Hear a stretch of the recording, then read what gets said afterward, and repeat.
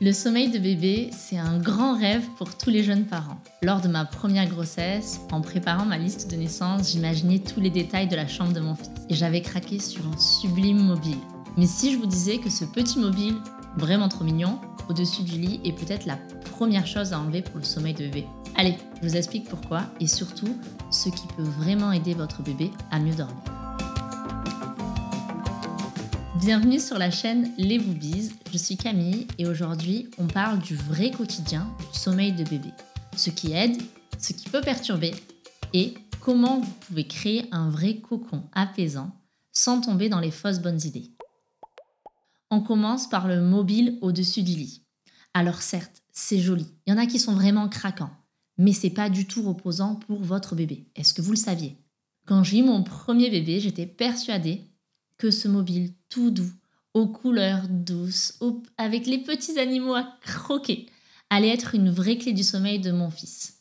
En fait, c'est tout l'inverse. Pour votre bébé, c'est un vrai spectacle. C'est un monde de mouvements, de sons, si vous l'avez pris en plus avec la musique, de formes.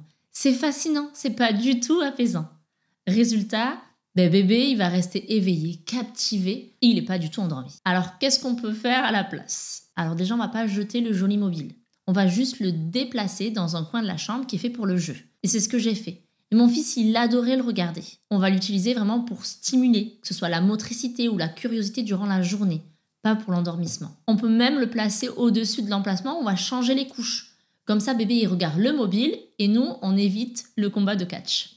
Ensuite, l'emmaillotage. Alors, l'emmaillotage, oui, mais si c'est bien fait. Il faut savoir que l'emmaillotage, pour un nouveau-né, jusqu'à environ 4-6 mois, ça va vraiment recréer le cocon rassurant du ventre de maman.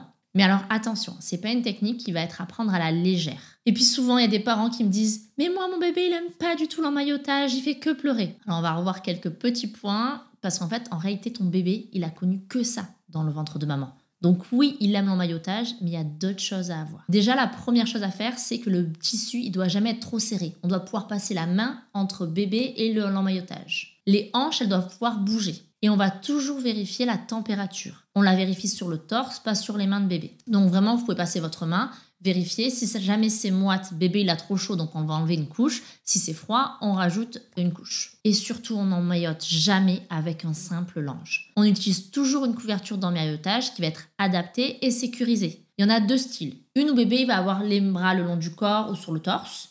Une où bébé il aura les mains en l'air. D'ailleurs, je pense que je vais vraiment vous préparer une vidéo spéciale sur l'emmaillotage, car c'est une pépite réellement sur le sommeil de bébé jusqu'à ses 4-6 mois, sauf qu'on a du mal à l'utiliser. Troisième point, ça va être les bruits blancs.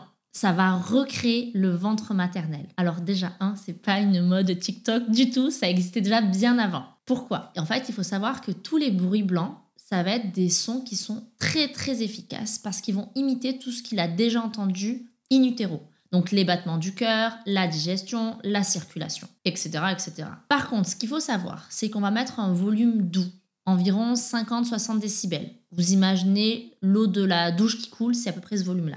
On achète également une vraie machine, pas l'application car les ondes elles sont différentes, pas une peluche non plus qui s'éteint. On prend une machine qu'on allume quand on couche bébé, qu'on éteint quand la nuit elle est finie. Et surtout, on n'hésite pas à tester plusieurs sons. Généralement, elles ont la pluie, le ventilateur, la mer, le vent. Vous testez. Parce qu'il y a certains bébés qui vont adorer la pluie.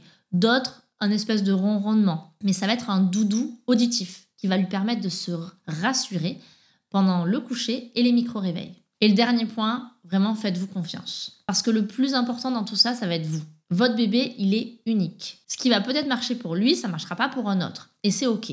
Alors, essayez. Testez différents bruits blancs, testez différents emmaillotages si jamais c'est un nourrisson. Et n'ayez pas peur de poser les bonnes questions à votre pédiatre, à votre sage-femme ou à une personne qui peut être spécialisée dans le sommeil de bébé. Car malheureusement, aujourd'hui, beaucoup de professionnels de santé de bébé ou de maman n'ont pas encore suivi de formation sur le sommeil des bébés. Dans tous les cas, il n'y a pas de questions bêtes. Donc, vaut mieux la poser et avoir peut-être une réponse qui va être rassurante qu'avoir un doute qui va vous suivre toute la nuit ou toute la semaine. D'ailleurs, si jamais vous avez une question sur le sommeil de bébé, n'hésitez pas à la poser ici en commentaire et j'essaierai d'y répondre avec plaisir dans une prochaine vidéo. Pour terminer, vraiment, le sommeil de bébé, c'est un petit peu comme une recette. Tu as les ingrédients, là je t'en ai donné plein. Et puis tu vas les mélanger. Et avec de la patience, surtout si ton bébé il est en pic de croissance, et beaucoup d'amour, ça va fonctionner. Par contre, oublie pas, c'est tout à fait normal qu'il y ait certaines nuits qui soient faciles. Tu te dis mais c'est bon, ça y est, on y est arrivé. Et d'autres qui soient totalement épuisantes. Mais ça va pas durer. Et aussi, profite de ces moments. Même si tu es fatigué.